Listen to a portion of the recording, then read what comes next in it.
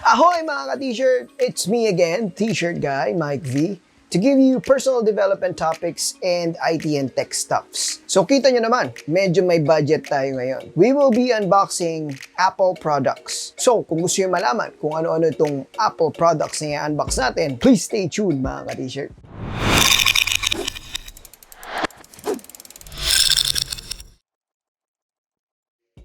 Okay mga ka-T-shirt, nandito na tayo para sa isa na naman unboxing natin. Kung gusto yung malaman kung saan ako bumibili ng mga Apple products na medyo hindi siya ganun ka-pricey, ilalagay ko yung link sa baba para makita nyo kung saan ako bumibili. Okay? Pero legit siya. Thank you for them for giving us a wonderful and successful transaction. So, itong i-unbox natin ngayon is iPhone XR. Itong iPhone XR na to, I will be using this for my typical angle shots dito sa vlog. So, I truly get this one in a cheaper price. And also, I have this two iPod 7 Gen. Itong iPod 7 Gen na to, I will be giving this to my parents kasi birthday nila. So, nagpa-giveaway ako ng 2,000. So, ito, giveaway ko naman to sa parents ko. So, ngayon, nag-aabang na sila para ma-hand over ko na to. Pero, before ko to i-hand over, we will have a review when we will unbox this one. Okay, so unahin natin i-unbox itong dalawang iPod 7 Gen natin. They are both 128GB and pinagkaiba lang talaga nila is the color. So, pag nabuksan natin to, malamang sa malamang, ganun din yung experience natin dito. Kaya, pili na lang tayo ng kung ano yung i-video natin for the unboxing. I choose the space gray one. So, meron tayong rose gold pala and the space gray. So, itong space gray yung bubuksan na lang natin for the sake of the unboxing. Tara na! Let's start!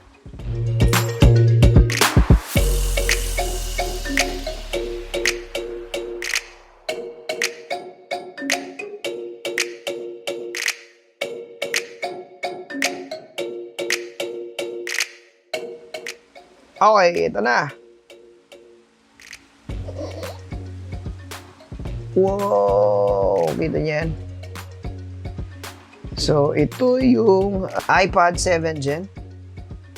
So, space gray siya. Ayan. Kita niyo yung slick ng logo na naman, di ba? Basta Apple talaga.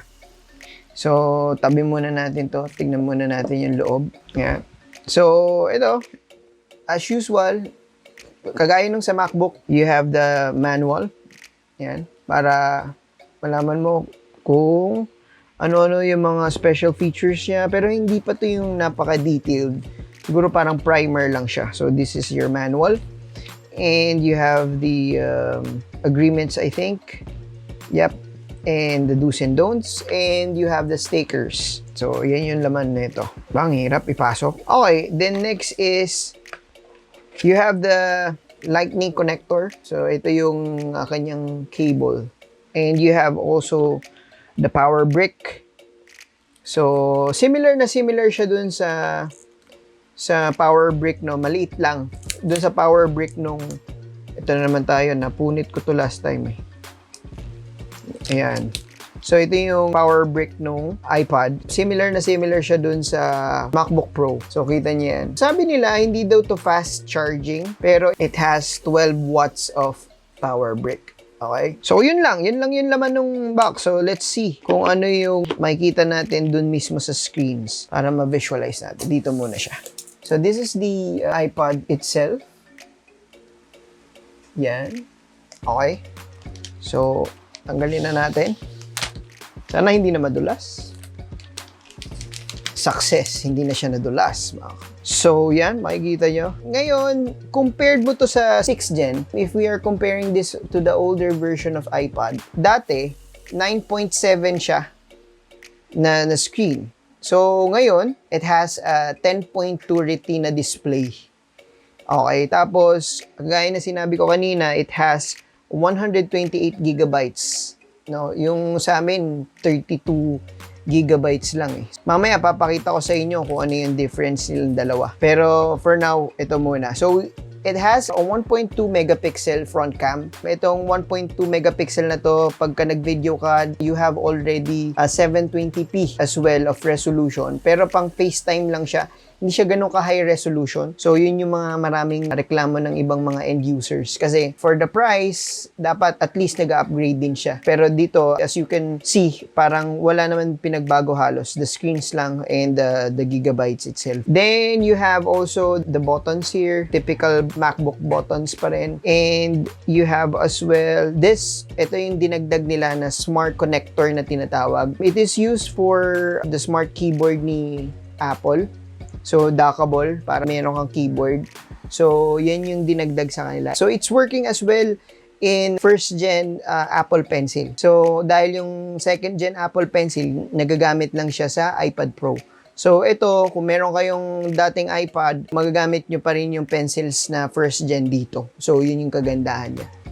Then, you have also the speakers here and the Thunderbolt port.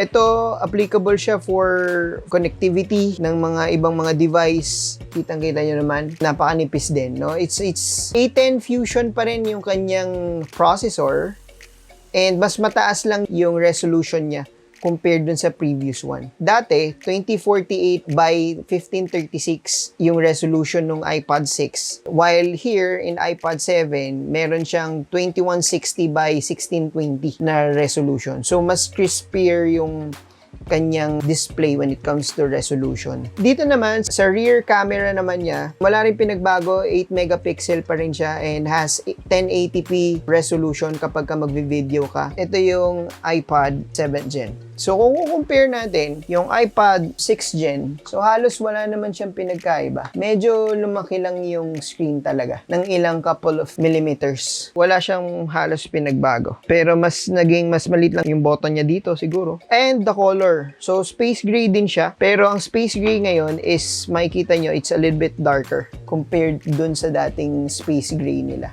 So, parang iPhone XS na space gray yung pinagsundan nito.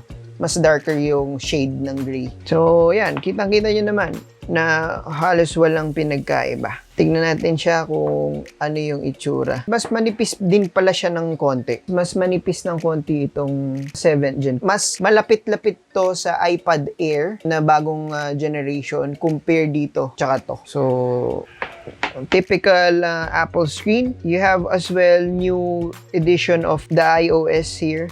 So, yan. Typical na iPhone setup. So, I think that's it. Yan yung space gray. So, papakita ko sa inyo yung color naman ng gold, pero i-cut ko muna to. Okay, so tignan natin kung ano yung pinagkaiba ng dalawa. Yung sa colors, sa space gray, itim yung bezels. Sa gold, it is white. No, parang yung mga typical na iPads before na white yung bezels niya. So, yan. So, ito yung gold, no? Akala ko gold siya. Yung pala, rose gold talaga pala siya. Very pinkish yung effect. So, yeah. Very satisfied naman kami dun sa quality. Siyempre, Apple eh. Tsaka pang browse lang naman ito. Tsaka pang Netflix. And pang sketch na rin if they wish to use it in drawing. Okay? So, tapos na natin tong iPad na 7th Gen. So, let's go with the iPhone XR. Okay, so, gagawin naman natin is the unboxing of the iPhone XR. So, tara na. Let's unbox this one.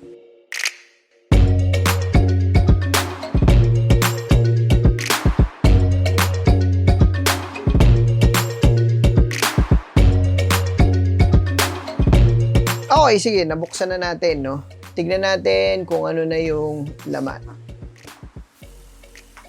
Yup. Akala nyo, yun na yun, no? Hindi pa pala. So, meron pa isa. So, yan. Ano to? Uy. Chinese.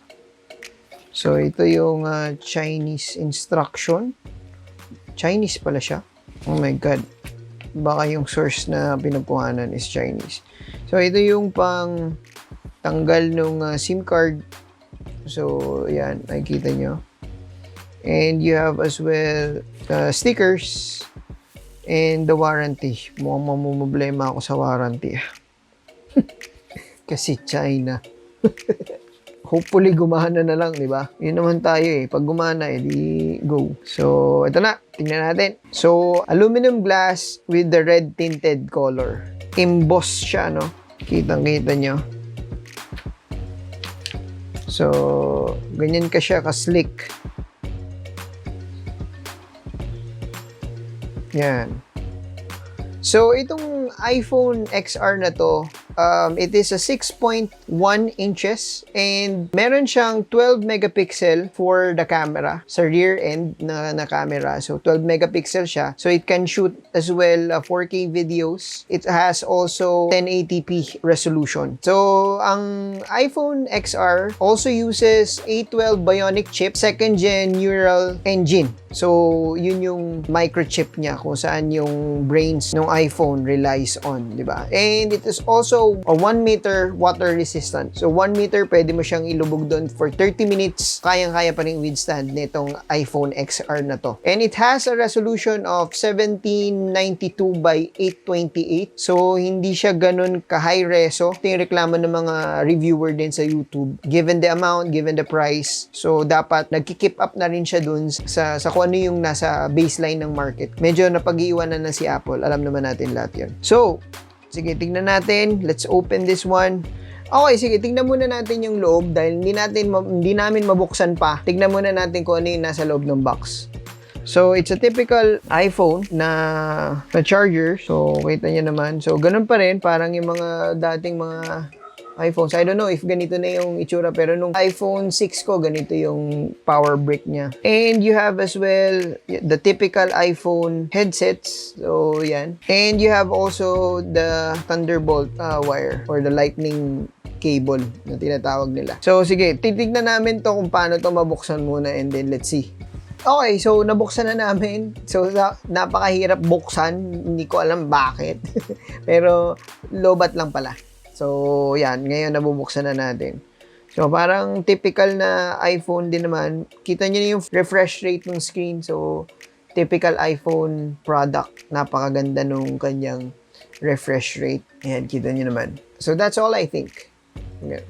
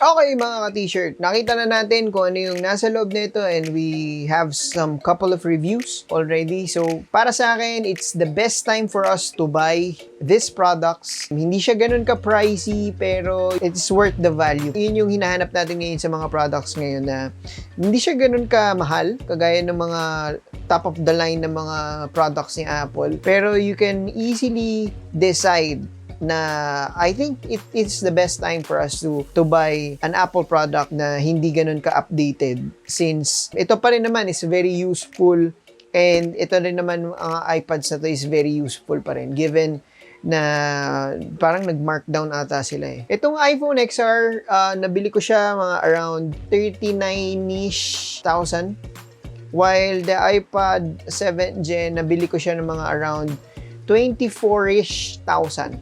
Para sa akin, it's better option other than the options in the market ngayon since Apple to eh. So, yung tibay, yung prestige, nandyan yun eh. So, yung quality, nandyan yun. Kaya, I suggest, if you wanted to have a tablet, go for an iPad 7th Gen. It's worth the buy. and go for a cheaper iPhone 10. No? Mantakin mo to. Ito dati, nagkakahalaga ng mga 60 to 70,000. Pero ngayon, mabibili mo na lang siya around 39 to 40,000. So, di ba? Para sa akin, it's the best thing happening right now na pwede tayong makabili ng cheaper iPhones in the market today. So, kung nagustuhan nyo tong unboxing journey natin, please like, share, and subscribe sa T-Shirt Guy channel natin para maparami pa natin mga ka-T-shirt natin. And next week, balik na tayo doon sa typical format natin. Medyo nauubos na yung pera ko kakabili ng mga unboxing. Pero it's worth the review. It's worth to showcase you guys and to help you choose IT products na rin. So, maraming salamat. Keep safe everyone and see you next week para sa isa na namang T-Shirt Guy vlog.